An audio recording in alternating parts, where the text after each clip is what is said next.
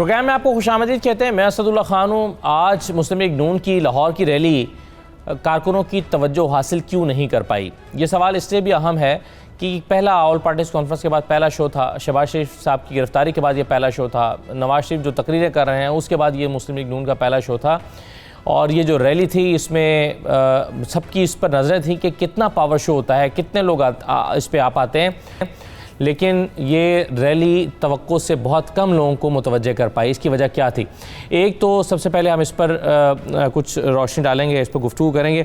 दूसरा, हुकूमत की तरफ से एक स्ट्रैटेजी कह लीजिए, सियासी हिकमत अमली है या फिर उनके पास कुछ फैक्ट्स मौजूद हैं। वो चीज़ें जो शेख रशीद साहब दावा कर रहे हैं, शहबाज गिल कह रहे हैं, फ़याज़ुल हसन चौहान कर रहे हैं, हुकूमत के दीगर जो वज़रा हैं वो कह रहे हैं, और वो कह रहे हैं कि नवाज शरीफ साहब का ताल्लुक़ भारत के साथ है, आलमी एजेंसियों के साथ है, और वो एक गद्दार हैं। वो पाकिस्तान को नुकसान पहुंचाने की साजिश का हिस्सा हैं। वो CPEC को नुकसान पहुंचाने के लिए जो साजिशें तैयार हो रही हैं वो उसकी सरबराही कर रहे हैं। इस तरह के दावे जो हुकूमत की तरफ से हो रहे हैं, इस पर जवाब मुस्लिम लीग नून का मरीम औरंगज़ेब साहबा की तरफ से आया कि आपने कुछ भी करना है कीजिए, ये गद्दार का हथकंडा जो खेल खेल रहे हैं आप, इसको इस हद तक मत ले जाइए। इस पर हम गुफ्तगू करेंगे कि क्या अगर वाकई हुकूमत के पास शवाहिद हैं कि वो गद्दार हैं या उनके गैर मुल्की एजेंसियों के साथ ताल्लुकात हैं, तो फिर तो वो बिल्कुल इस पर बात होनी चाहिए, और इस पर मुकम्मल बात होनी चाहिए, सबूतों के साथ होनी चाहिए। लेकिन अगर नहीं है तो क्या सिर्फ सियासत को इस मकसद के लिए इस्तेमाल करना चाहिए? अगर सबूत नहीं है तो इस पर हम गुफ्तगू करेंगे। दूसरा, एक चीज़ फ़याज़ुल हसन चौहान साहब ने आज फिर जिक्र किया। उन्होंने कहा कि RTS सिस्टम जो ख़राब हो गया था वो हमें नुकसान पहुंचाने के लिए था, हमारे साथ रिगिंग हुई है।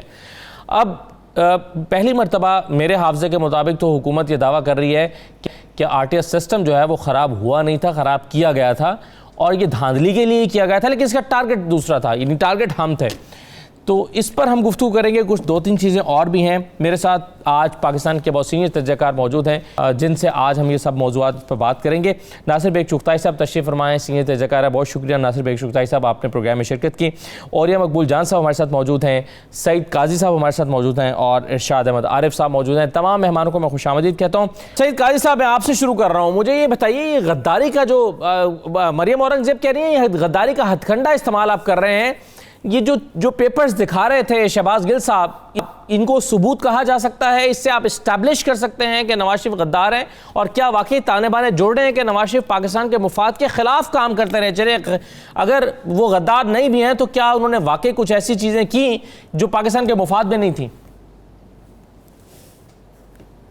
देखिए, पहली बात तो ये गद्दार का लफ्ज़ बड़ा सख्त है और ये यहाँ बड़ा गलत भी इस्तेमाल होता रहा है। हम तो फैज़ अहमद फैज़ जो है उनको भी गद्दार कहते रहे हैं बहरहाल, लेकिन मैं तो इसमें नहीं पढ़ता। मगर एक बात जो समझने की है वो ये है कि आज की जो रूलिंग एलीट है, और जब से ये सरमाया ग्लोबलाइज हुआ है, तो इनके मफादात आलमी हैं, मकामी नहीं हैं। देखिए, जबकि जो फौज होती है या एस्टेब्लिशमेंट जो है उसको एक एंटिटी चाहिए होती है, एक उसको जियोग्राफिकल जो है उसको उसकी बाउंड्रीज के अंदर उसका सारा खेल होता है। मगर आज की दुनिया में हजार अरब डॉलर किसी को पता भी नहीं होता और वो सरहदें क्रॉस कर जाते हैं, और सॉवरेन्स, ये आज की सरमायादारी का कैरेक्टर है, और वो मुनाफे की तलाश में पैसे जाते हैं। कोई वतन नहीं होता, मैं किसी को कोई ये नहीं कह रहा कि कोई गद्दार है या नहीं, ना मेरा ये मनसब है किसी को कहना। मगर आप देखें ना, ऑफशोर हेवन्स क्या है? ये आज की जो आलमी रूलिंग एलीट है, इन्होंने जो ये एक निजाम वज़ा कर रखा है, ये जो है वो एंटी स्टेट टाइप है, या यूं समझ लें कि अब जो नेशन स्टेट्स जो है उसका निजाम हुआ है, और उसके निजाम में ये जो आज की रूलिंग एलीट आई है, इसके पैसे, इसके माल, इसकी जिंदगी, इसके पॉलिटिकल एक्टिविटीज वो तो सारी लंदन में होती हैं। आप जी, अब सारा खेल तो लंदन में हो रहा है। नवाज शरीफ साहब भी लंदन में है, वो भी लंदन में है। अब अब आ जाती है बात स्पेसिफिक लॉज और कानून। क्या कोई लॉ और कानून वायोलेट हुआ है, उन्होंने किया है? ये काम फिर जाए, गवर्नमेंट अदालत में जाए और सबूत लेके जाए और कहे। और मेरे ख्याल में ऐसे पॉलिटिकल डिबेट का हमें इस तरह हिस्सा नहीं बनाना चाहिए। राइट जी, इसी तरह की बातें जो है वो शेख रशीद भी कर रहे हैं, और वो कह रहे हैं CPEC के खिलाफ जो कुव्वतें कर रही हैं उसमें नवाज शरीफ शामिल हैं।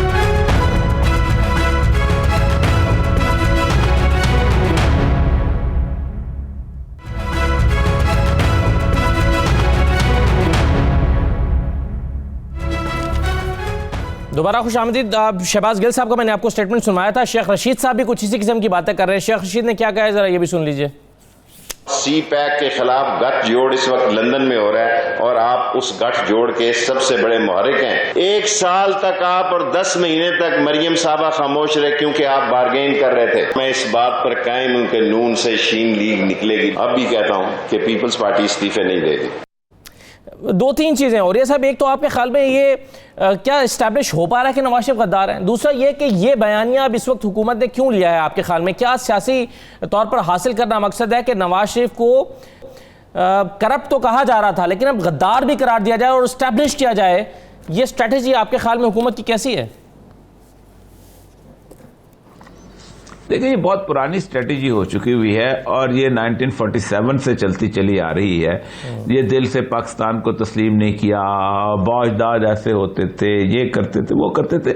मतलब सारा ये है कि ये बात बिल्कुल सही है कि अगर आपके बयानिए से बाकी किसी दुश्मन को फायदा पहुंचता है तो वो बात तो होती है। ये तय इस तरह की बात को बयान करना चाहिए।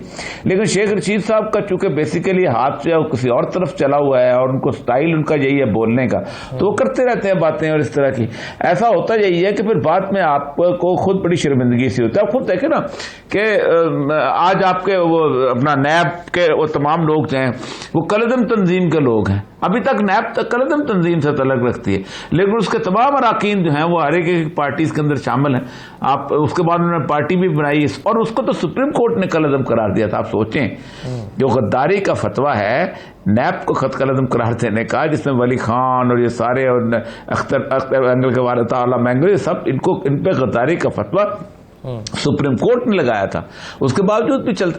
तो ये ऐसी जिसे कहते हैं ना बेसलेस फ्रूटलेस किस्म के सीरियस गुफ्तगू हमारे पाकिस्तान की सियासत में अनकार मफकूद हो चुके हैं। बहुत अरसा हुआ हम नहीं करते, हमें आती ही नहीं है, हम भूल गए, हमारे सियासतदान भी भूल गए हैं। इसलिए कि उनके पास सब्सटेंस नहीं है। जब सब्सटेंस नहीं होगा तो ये बातें होंगी। अब इतना कुछ है नवाज शरीफ साहब की तकरीर के अंदर भी, बाकी चीजों के अंदर भी, मामलात के अंदर भी, लेकिन मसला सारा यह है कि हमने तो चौके छिक्के वाले लगाने वाली बात होती है तो एवरीबॉडी इज करेक्टर ना हो, तो यही होगा। तो गलत कर रहे हैं, होगा ये कि ये बातें फिर बाद में कर। हाँ जी, हाँ जी, गलत साबित। आपकी राय सर? मेरा असद बात यह है कि हिस्ट्री के तालिब इल्म में और ये साहब भी, निशात साहब और सईद कायद साहब भी, मैं तो तालिब इल्म आदमी हूँ। मादर मिल्लत मोहतरमा फातिमा जिन्ना के बारे में कहा गया था कि वो गफ्फार खान से साजबाज की उन्होंने और गद्दार हैं, गद्दार है वतन है वो। फिर और ये साहब ने बिल्कुल सही कहा। थोड़ा सा मैं इजाफा कर दूँ कि वली खान को भुट्टो साहब ने जेल में डाल दिया था उस फैसले के बाद कि ये गद्दार है। उसको आगे किसने छुड़ाया? उसको आके रिलीज किसने किया? फौज ने किया ना, जनरल जियाउल हक ने किया, गुलदस्ता भी दिया और छोड़ा भी। तो ये एक प्रोसेस है, बड़ा बचकाना प्रोसेस है ये। अगर आपको किसी को गद्दार कहना है तो भुट्टो साहब वाला रास्ता अख्तियार करें और फिर इसको छोड़े नहीं। अगर साबित हो जाता है तो अब शहबाज, ये लोग मुझे समझ में नहीं आता इनकी स्टैंडिंग किया है पॉलिटिक्स में। शेख साहब ने आज जो जुमला इस्तेमाल किया है कि मैं वो करूंगा तुम उम्र भर पछताओगी, अब ये जुमला बहुत खतरनाक है, इसका जवाब भी खतरनाक हो सकता है। मैं समझता हूं कि इस वक्त टेलीविजन पर, न्यूज़ चैनल्स के ऊपर एक हिज़यानी कैफियत है, स्क्रीन पर, चैनल्स के स्टाफ पे नहीं, स्क्रीन के ऊपर।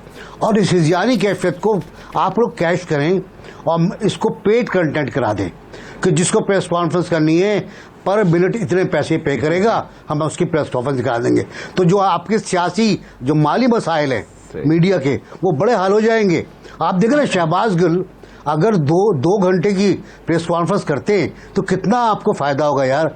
वो ठीक है, वो प्राइम टाइम नहीं था, लेकिन जो प्राइम टाइम पे आते हैं उनके साथ क्या होगा? तो मेरा ख्याल ये है कि पेड कंटेंट कर दें। ये इंतहाई बचकाना बातें, इंतहाई अहमकाना बातें मैं कहूँगा। और ये गद्दारी प्लीज, लेकिन सर गद्दारी और काफिर, चले गद्दारी का लफ्ज़ जी, गद्दारी का लफ्ज़ आप इस्तेमाल ना करें, मगर इरशाद साहब मसला ये है कि उन जुमलों का या उन स्टेटमेंट्स का आप क्या करेंगे? जैसे अभी तस्नीम असलम साहबा ने सेक्रेटरी खारजा से कहा, उन्होंने कैटेगोरिकली, और फिर बाद में उन्होंने ये भी नहीं कहा कि नहीं मेरे अल्फाज को तोड़ मरोड़ के पेश किया गया।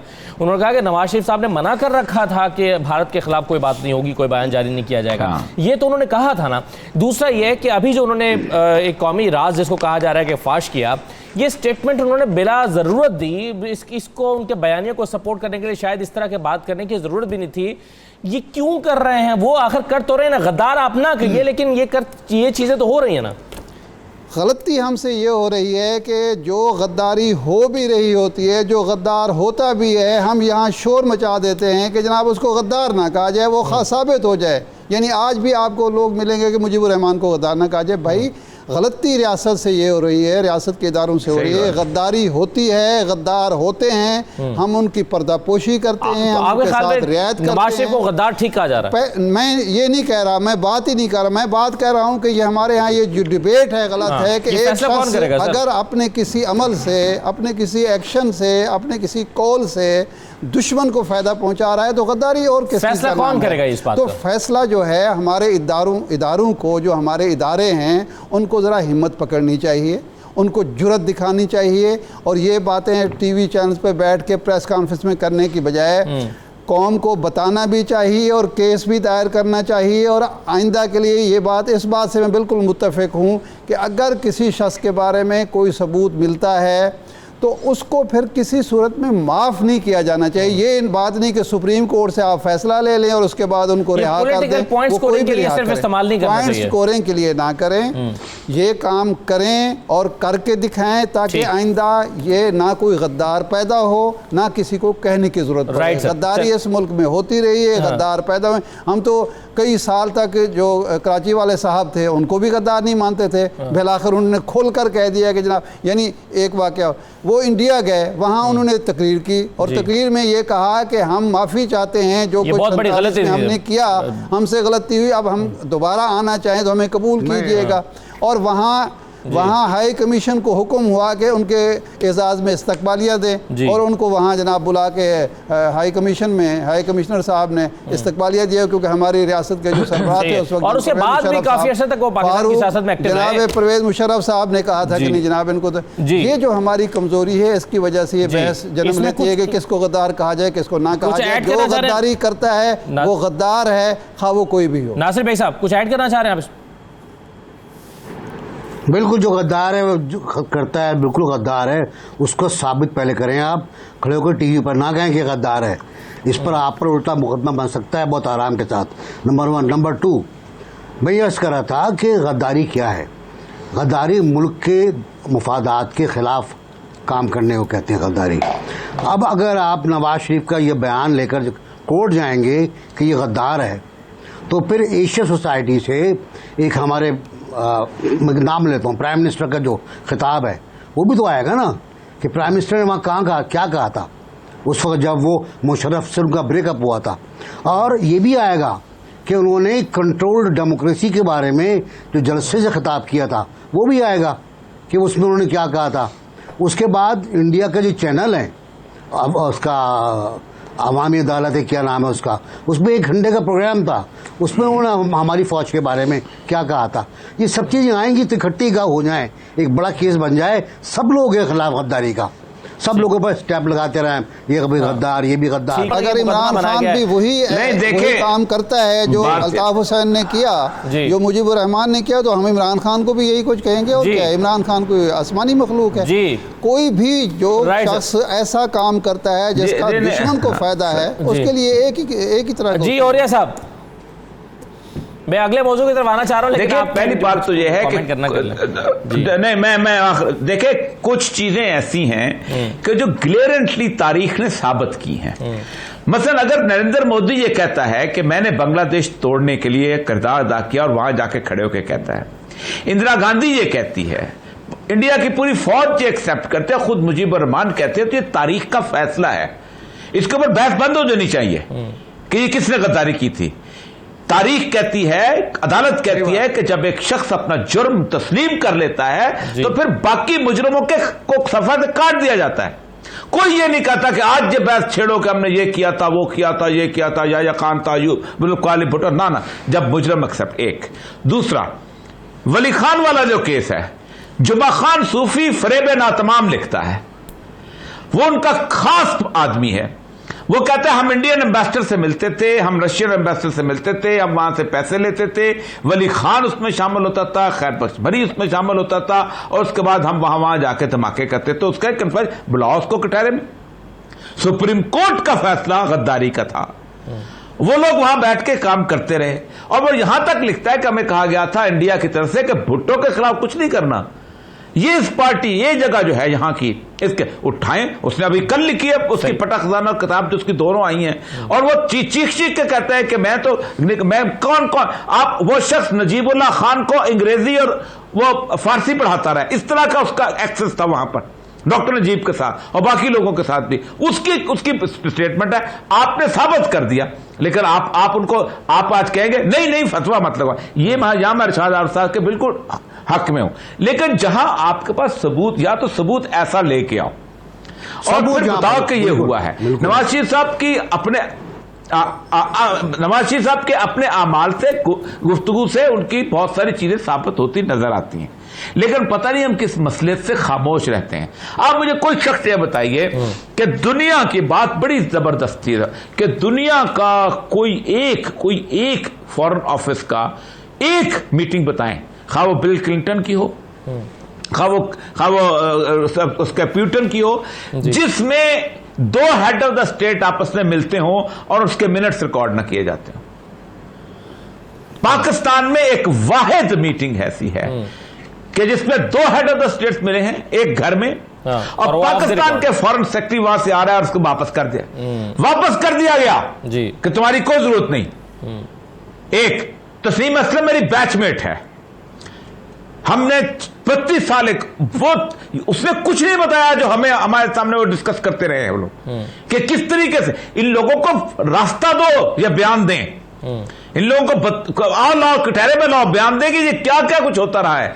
वो जो वाक्य उन्होंने बताया, मैं उस एम्बेसडर को भी जानता हूं, वो मुझसे 1 साल जूनियर होता था और जिसमें उसको बुलाया गया था। ये वाकयात हैं तारीख के, लेकिन मसला साहब ये कि मीडिया की बजाय नहीं, ये शहबाज गिल की बात नहीं है जी। इमरान खान साहब का मामला पता है क्या है कि इमरान खान साहब के हाथ में अजीब बटेरे किस्म के लोग आ गए। मुझे बड़ा टीम अच्छी बोलना पड़ता है, जो सिर्फ गुटर करते हैं, उसके पीछे सब्सटेंस को नहीं होता। ऊपर से कहते हैं मैं 5 साल वहां पढ़ाता रहा, वो कहता है मैं 5 साल वहां पढ़ाता हूं। ये इमरान खान साहब को खराब कर रहे हैं और तबाह कर रहे हैं। सही है, चलें आगे बढ़ते हैं।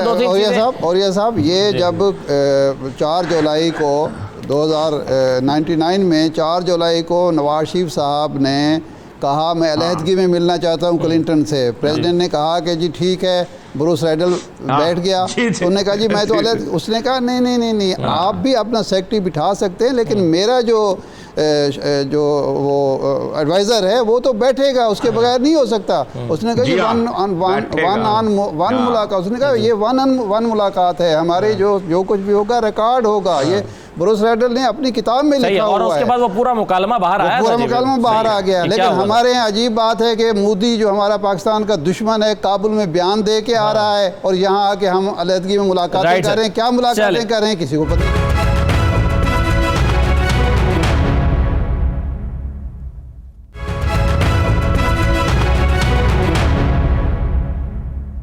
सईद कायद साहब, आप ये बताइए कि लाहौर की रैली क्यों नाकाम हुई है आज नून लीग की?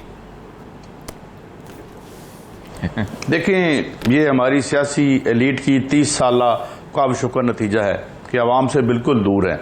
देखें, अभी आप गद्दारी का मामले की बात कर रहे थे, इसको अपना मैं इसी से जोड़ता हूं, इस रैली से जोड़ता हूं आपकी सारी बात को। मुझे बताएं, आप इलेक्ट होते हैं, इलेक्ट होके एक हल्फ उठाते हैं, और आप 1994 में मुझे खुद बता दीजिएगा इसके ये गद्दारी है, बिट्रेल है या क्या है। मैं सिर्फ स्टेटमेंट ऑफ फैक्ट्स दे रहा हूं आपको। वर्ल्ड बैंक कहता है 45 अरब डॉलर हमारे चोरी हुए उन मुआहिदों की वजह से जो 1994 में किए। इस मुल्क में क्या आम आदमी भी रहता है जिसके साथ गद्दारी हो रही है रोजाना की बुनियाद पर? या मैं इसे बिट्रेल कहूं, क्या कहूं? आपस की लड़ाई के धंधों। मुझे एक बात बताएं, जब भी आपने रिएक्शनरी फोर्सेस को स्पॉन्सर किया, वो उसने गंदगी आपके ऊपर फेंकी। आपने मुस्लिम लीग नून बनाई, वो आपके ऊपर गिरी। आपने MQM बनाई, आपके ऊपर गिरी। ये आपने प्रोसेस किया। एक बात। दूसरी बात यह कि मेरे ख्याल के मुताबिक सिर्फ बिजली के मुआहदों में जो हमारे साथ गद्दारी हुई है, ऐसे आप गद्दारी कानूनी, मैं कानून का तालिब इल्म नहीं हूं, ये तकरीबन $90 बिलियन बनते हैं, 90 अरब। ये तकरीबन उस कर्जे के बराबर है जो हमने लिया है। तो जब मैं प्राइम मिनिस्टर बन के अपने ओथ को एक ठेका बेचता हूं, वो गद्दारी नहीं होती। जब मैं अवाम के हकूक का धंधा और सौदा करता हूं एक इंतहाई मुकद्दस ऐवान में बैठ के जिसका नाम पार्लियामेंट है, तो गद्दारी नहीं हो रही होती। जब मेरा बच्चा 1973 के कॉन्स्टिट्यूशन में लिखा है कि बगैर दवा नहीं मरेगा, गद्दारी नहीं होती, आइन नहीं टूटता। आइन तब टूटता है जब ये बड़े और ये जो बड़े स्टेट है, माल कमाने वाले आपस में लड़ते हैं और एक दूसरे को गालियां देते हैं। तो हमें नुक्ता नजर बदलना पड़ेगा। और मैं ये भी बता दूं, आज के बाद की ये क्यों आज रैली नाकाम हुई है, वो इसलिए कि ये इनकी अपनी लड़ाई है, अवाम से इसका कुछ लेना देना नहीं। इनमें से तमाम के तमाम लोग उस मैशत पर इनका ईमान है जो एंटी पीपल है और प्रो रिच है, इसलिए लोग बाहर नहीं आएंगे। हाँ, गद्दारी यकीनन हो रही है, जो मैं फतवा नहीं देना चाहता, मगर इस मुल्क के 22 करोड़ लोगों के साथ रोजाना गद्दारी होती है, डेली। जब बजट बनता है उस दिन होती है, कानून साजी हो।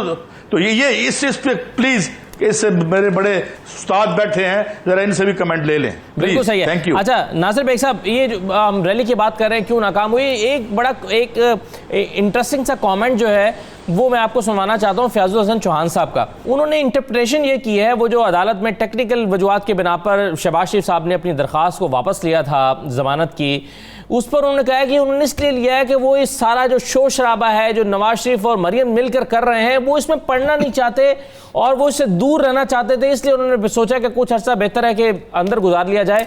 क्या कहा, जरा फयाजुल चौहान साहब ने सुन लीजिए। शहबाज शरीफ साहब ने अपनी जमानत कबल अज़ गिरफ्तारी की दरख्वास्त खुद वापस ली, ये उनके ऑर्डर के अंदर मौजूद है। ये बातें अभी सारी दुनिया को नहीं पता। वो तंग आ चुके थे नून लीग और मीम लीग की, सुल्तान मफरूरुद्दीन की और बेगम सफदर अवान की पॉलिसियों से, जिससे वो 1% भी इत्फाक नहीं करते थे। उन्होंने तंग आके कहा कि यार जो तुसी सप कटना है कट लो, मैं चलाऊं अंदर। इन्होंने बड़ा समझाया इनको, नून लीग को और मीम लीग को, ना करो, किसी और तरीके से मामला चलाओ। जब इन्होंने देखा कि नहीं, इन्होंने कसम खा ली है सुल्तान मफरूरुद्दीन ने और बेगम सफदर अवान साहिबा ने, होगा चलो फिर जो तुसी सप कटना है कटो, मैं चलना अंदर। अच्छा नासिर भाई साहब, आप क्या इससे इत्तेफाक करते हैं कि शहबाज शरीफ ग्रुप जो है वो जो कुछ ये रैली की सियासत और जलसे की सियासत हो रही है वो उसको सपोर्ट नहीं कर रहा, और ये इसका इम्पैक्ट जो है यानी शहबाज शरीफ ग्रुप का सपोर्ट ना करना ये रैली में भी दिखाई दिया? पहली बात तो ये, मैं जिनका आपने शॉर्ट सुनाया है उनको भी वही समझता हूँ मैं जो हमारे मकबूल जान ने शहबाज गिल के बारे में कहा है, और बिल्कुल दुरुस्त कहा है। यही लोग तबाही फैलाएंगे, यही बर्बादी फैलाएंगे। शहबाज गिल आप कह रहे हैं। अब इस करता है कि ये नाकाम अगर हुई है, क्योंकि मैं तो कुछ इलाकाई भी हैं, कुछ इलाकाई भी हैं, तो ये जो नाकाम अगर आप कह रहे हैं नाकाम बने, मैं तो लाहौर में था नहीं, मैंने टीवी पर देखा, टाइट फ्रेम थे खासे, और जाहिर अगर इतने लोग तो नाकाम हो गई। उसकी वजह बुनियादी क्या है? बुनियादी वही आइन से गद्दारी है जिसका जिक्र काजी साहब कर रहे हैं कि आपने अवाम के मसाइल पर तवज्जो अभी तक नहीं दी। आप इमरान खान के खिलाफ तो बात कर रहे हैं, हटाओ हटाओ हटाओ, हम भी राज लेकर आएंगे, लेकिन महंगाई के खिलाफ आपने कोई बात नहीं की। आपने दवाओं की जो कीमतों में इजाफा हुआ है, नाकाबिल यकीन इजाफा हुआ है। मतलब इंसुलिन की जो कीमत शायद 375 रुपये थी बढ़ने के बाद, अब वो 780 रुपये हो गई है, एक साहब मुझे बता रहे थे। और जो मेडिकल बजट है, अगर किसी को दिल का मर्ज है और शुगर भी है साथ में, उसका दिल का बजट जो था वो 5,000 रुपये था, अब वो 9 से 10,000 रुपये हो गया है। तनख्वाह में इजाफा हुआ नहीं है। कीमतें सब्जी, टमाटर, बैगन, आलू जाके मार्केट में देख लें, खुद दायरा शुमारियात की रिपोर्ट देख लें जो आधी होती है फैक्चुअल से। यूटिलिटी स्टोर्स खाली पड़े हुए हैं। आटा आपके पास गंदम बहुत था, वो आपने स्मगल कर दिया, वो आपने एक्सपोर्ट कर दिया, अब आप इंपोर्ट कर रहे हैं। तो इस पर कोई किसी ने बात नहीं की। इस पर ना मुस्लिम लीग ने बात की, उसने बात की, फजलुर रहमान साहब को बना दिया गया उसका कन्वीनियर। अब बस आदमी है वो, अब उनसे शायद कहा जाएगा कि आप लोग लेकर आएँ। तो जब तक आप आवाम के बुनियादी मसले पर तवज्जो नहीं देंगे उस वक्त तक आप इक़्तिदार को चैलेंज नहीं कर सकते, आवाम को अटैक नहीं कर सकते। और ये बात बहुत क्लियर है, अयूब खान के खिलाफ और ये साहब गाइड करेंगे 4 आने की चीनी का इजाफा हुआ था, तो वो मुहिम अचानक डबल हो गई थी, वो कंपेन आवाम की तहरीक, और अयूब खान उड़ गए थे 4 आने पर। तो जब तक आप बेसिक रिक्वायरमेंट, आवाम की सहूलतें, आवाम के बुनियादी हुकूक, आवाम को खाने पीने का सामान देना सस्ती कीमतों पर देना आपकी जिम्मेदारी है यार, मेरी जिम्मेदारी नहीं है।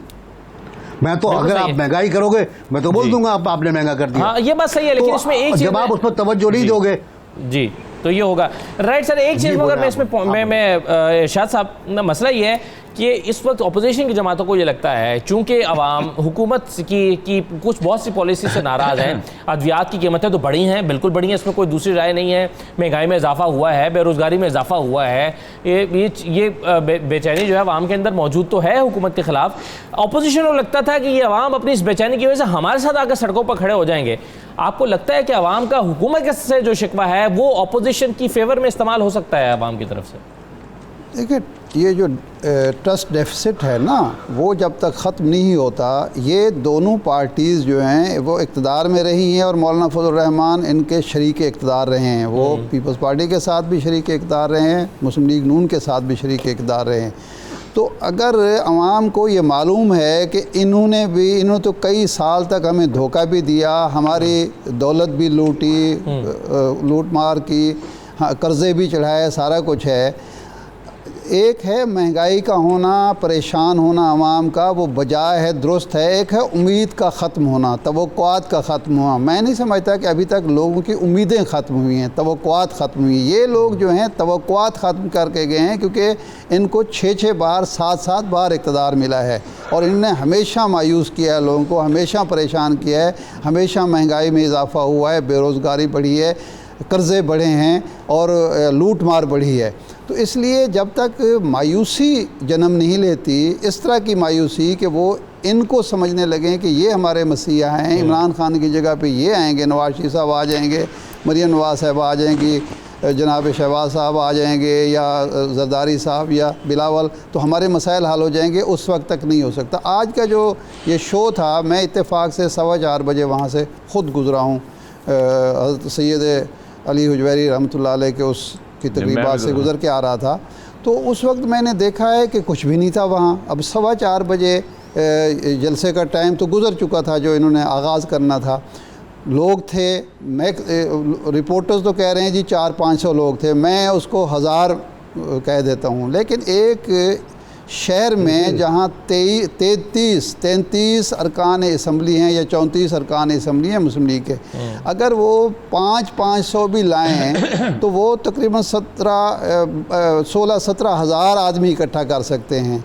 16-17 हज़ार नहीं सी 10,000 लोग तो लाहौर में आए हैं, जहाँ से इतनी सीटें लिए, इतने वोट लिए हैं। वोटों का 2% 3% तो आना चाहिए, नहीं आता। तो इसका मतलब है जो बेएतमादी है अपोजिशन पर ज़्यादा है हुकूमत के मुकाबले में, अपोजिशन से मायूसी हुकूमत के मुकाबले में ज़्यादा है अवाम की, इनके अपने कारकुनों की। अपने कारकुन तो लेके आए ना, क्यों नहीं ला सकते?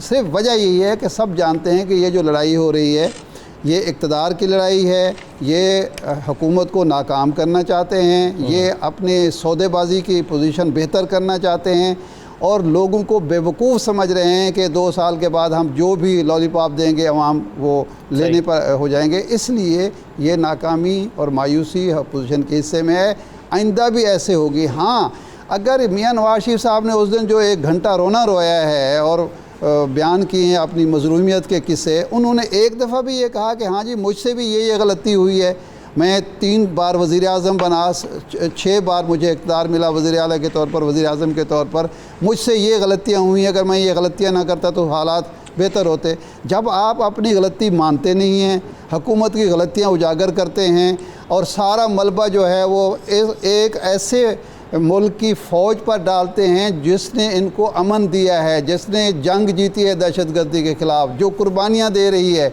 उसके खिलाफ आप गुफ्तगू करते हैं और लोगों को पता है कि आप अपने बच्चे और अपना माल दौलत बाहर रखे हुए हैं। तो लोग इतने बेवकूफ़ नहीं है, बेवकूफ़ आप बना लेते हैं, बन भी जाते हैं, लेकिन इतने ज़्यादा भी बेवकूफ़ नहीं है जितना आपने समझा। ठीक है, एक छोटा सा ब्रेक ले रहे हैं। जब ब्रेक के बाद जो मैं शुरू में RTS की बात कर रहा था, फयाज हुसैन चौहान साहब ने आज उसका जिक्र किया।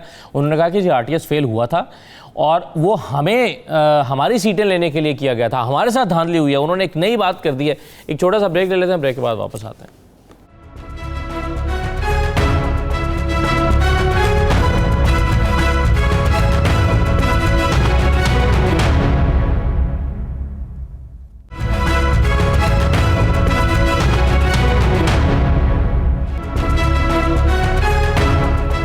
दोबारा आपको खुशामद कहते हैं। RTS के हवाले से आज फयाज हुसैन चौहान साहब ने क्या कहा है, जरा सुन लीजिए। फिर कहते हैं RTS सिस्टम बैठ गया। RTS सिस्टम जहां जहां बैठा वहां PTI हारी 1000 वोटों से, 500 वोटों से, 2000 वोटों से। अब रिगिंग तो हमारे साथ हुई थी। और ये सब ये क्या तहरीक इंसाफ ने ये तस्लीम कर लिया कि RTS बैठा नहीं था, उसको बिठाया गया था और धांधली के लिए बिठाया गया था। अब सिर्फ इतना इख्तलाफ रह गया हुकूमत और अपोजिशन में कि वो किसके खिलाफ इस्तेमाल हुआ। देखें, पहली बात मैं एक ऐसे बंदे के तौर पे बात करना चाहता हूं कि जो कि इस सिस्टम का हिस्सा रहा है और जिसने कई बार इलेक्शंस करवाए भी हैं और उनका कोई भी प्लान्ड रिगिंग पूरे पाकिस्तान में ऑर्गेनाइज नहीं की जा सकती। इंडिविजुअल लेवल पे कॉन्स्टिट्यूएंसी वाइज होती है और उसके अंदर मैनेज की जाती है। कोई भी अदारा पाकिस्तान में अभी तक कम से कम इस लेवल का नहीं बना, खा फौज ही क्यों ना हो, कि जो नीचे तक एक कमांड दे कि आपने इस तरह की रिगिंग करनी है और वो बड़ी फूल प्रूफ किस्म की रिगिंग हो जाए। ये बिल्कुल किस्म, देखें जो रिगिंग होती है ना वो इलेक्शन से पहले हो जाती है या इलेक्शन के अंदर भी अगर की जाती है तो 2 तरीके होते हैं। मैं आप भी बता देता हूं। एक जो होता है कि 4 पोलिंग स्टेशन सिलेक्ट किए जाते हैं, 2 पोलिंग स्टेशन मुखालिफ के हक के और 2 हक उसके हक में।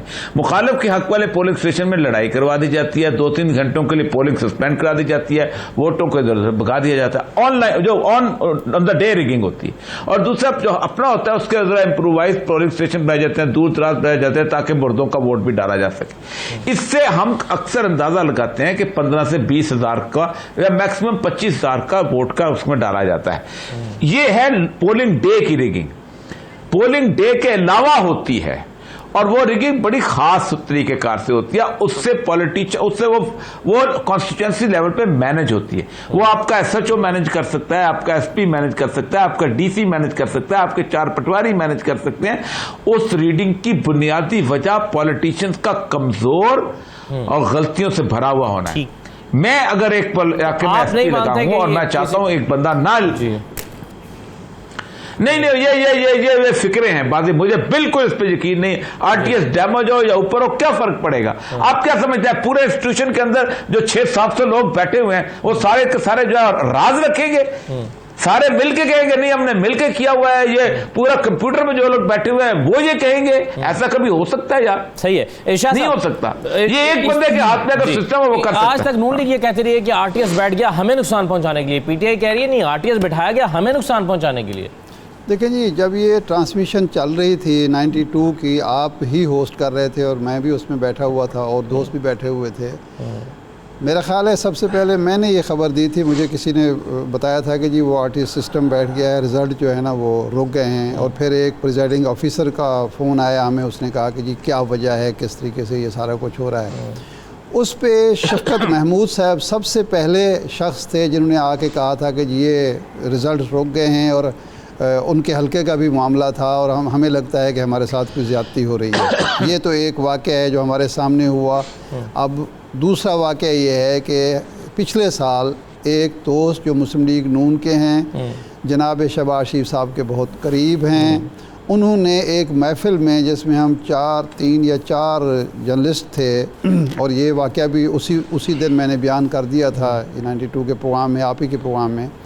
उन्होंने ये कहा कि 11 बजे जब हमें ये नज़र आने लगा, जो रिज़ल्ट्स आ रहे थे कि इमरान ख़ान साहब बहुत बड़ी विक्ट्री ले रहे हैं, तो उनके बकौल उनकी गोर गर्दन पर है सच झूठ सारा। उन्होंने ये कहा कि शहबाज शरीफ साहब ने राब्ता किया किसी से और उन्होंने कहा कि ये बड़ी ज़्यादती हो रही है कि अगर हमें आप पंजाब नहीं दे रहे तो इमरान खान को इतनी बड़ी विक्ट्री और इतनी बड़ी अक्सरियत क्यों दे रहे हैं। ये उनके अल्फाज हैं और वो 3-4 लोग जो हैं वो गवाही दे सकते हैं कि उन्होंने कहा कि उसके नतीजे में, ये इसका कोई ताल्लुक आरटीए से मैं नहीं जोड़ रहा, उन्होंने कहा उसके नतीजे में फिर जो हमें कोई स्पेस मिल सकती थी, हमें जो रिलीफ मिल सकता था वो मिला।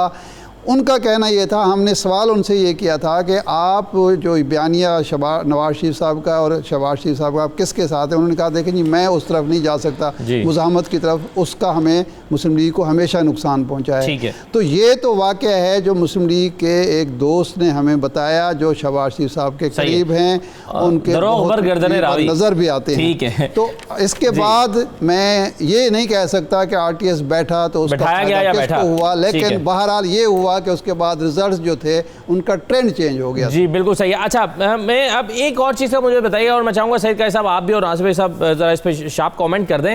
ये एक और डेवलपमेंट आज जो हुई है कि जो अपोजिशन जमातों का न्याय इत्तेहाद बना उसकी सरबराही मौलाना फजल रहमान को मिल गई है। अब ये नाम नवाज शरीफ साहब ने तजवीज़ किया कि इनको बनाया जाए, बाकी अपोजिशन की छोटी जमातों ने भी इत्तफाक किया।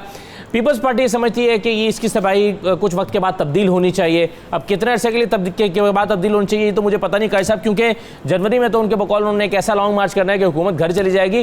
तो क्या बिलावल साहब को अपनी इस तहरीक पर यकीन नहीं है कि आप इस सरबराही को कैसे देख रहे हैं मुफ्ती साहब की, मौलाना साहब की? मुफ्ती साहब, मुझे मुफ्ती महमूद याद आ गए, उन्हें भी मिली थी वैसे। देखें जी बुनियादी तौर पर इनकी सरबराही जो है उसका मतलब है कि अमली तौर पर इन्हदाम हो गया। जिस तरह अभी इरशाद आरफ साहब बता रहे थे कि 300-400 आदमी इकट्ठे नहीं कर सके, सीटें इनकी 33 हैं। इससे बड़ी और क्या रैगिंग होनी है? देखे ना, बात यह है कि जहां पर सिर्फ 0.1% लोग इलेक्शन लड़ सकते हों, बाकी वोट डालते हों, तो उससे बड़ी क्या रैगिंग हो? फिर ये स्टेट ऑफ अफेयर्स होगी। अब बात यह है कि देखें हुआ क्या है, बजाय इसके कि ये लोग अपनी पार्टियां खड़ी करते, यहां आपकी जो न्यू लिबरल डेमोक्रेसी है वो जिस जरा इनके जरा देखें, इनके आइडियल देखें। जो ट्रंप की और जो बाइडेन की आपस में गुफ्तगू हुई है, जो इनके बड़े हैं जिनकी डेमोक्रेसी की ये रोज मिसालें देते हैं, अब मैं क्या बताऊं कि वो जरा चलिए। इसलिए ये सिस्टम बैठ रहा है और ये जो 1% इशराफिये की डेमोक्रेसी है ये नहीं चलेगी।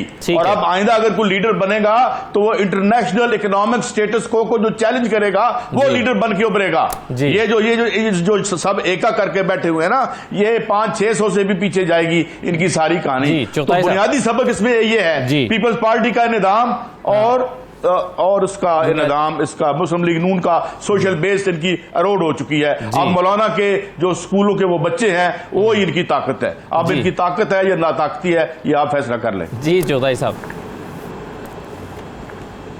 देखिए आरटीएस तो इंतखाबात से पहले बैठ गया था। जब 48 अफराद को माइग्रेट किया गया, उनको परिंदा बनाकर पीटीआई में भेजा गया, 48 गिन के बता रहा हूं मैं आपको, तो ये गए और ये सब इलेक्टेबल्स थे और सब इलेक्टेबल्स थे। तो आरटीएस तो वहां बैठ गया था। फिर आरटीएस बैठा तो मेरे कराची के कई हल्के हैं जहां बहुत से ऐसी सीटें हैं जहां पर यकीन नहीं आता कि पीटीआई जीत सकती थी, जहां यकीन नहीं आता कि पीटीआई जीत सकती थी।